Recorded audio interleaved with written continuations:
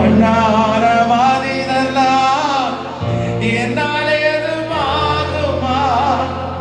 உன் பிள்ளையாய் நான் வாழ முடியுமா? உன் பிள்ளையாய் நான் வாழ முடியுமா? பாவியின் மீது ஏன் இந்த அன்பு ஒன்று புரியலை? சித்தம்மன் மீது வைத்திட்ட பின்போ வாழ தெரியலை, இன்னும் வாழ தெரியலையே.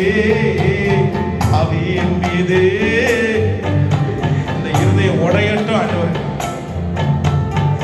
கல்லான இந்த இருதயம் உடையட்டும் ஆண்டவர்.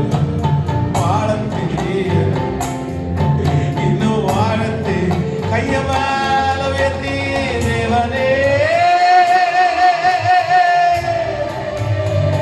சத்தம் சத்தம் சத்தம். Yes yes yes S.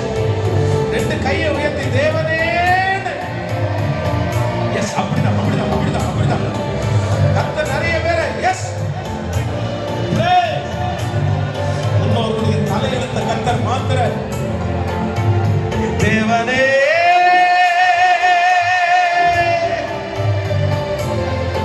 ஏசப்பாட்ட மன்னிப்பு கேட்கணும்னா மன்னிப்பு கேளு, கெஞ்சணும்னா கெஞ்சு.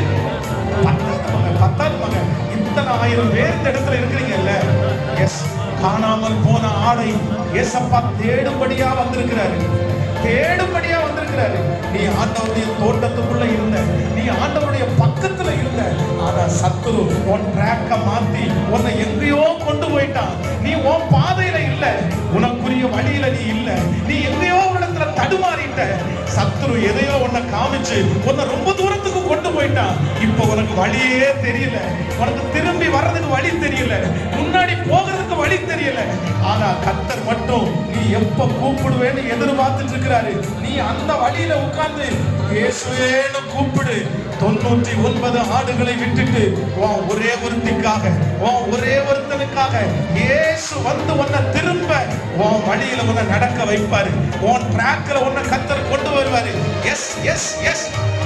கைகளை உயர்த்தி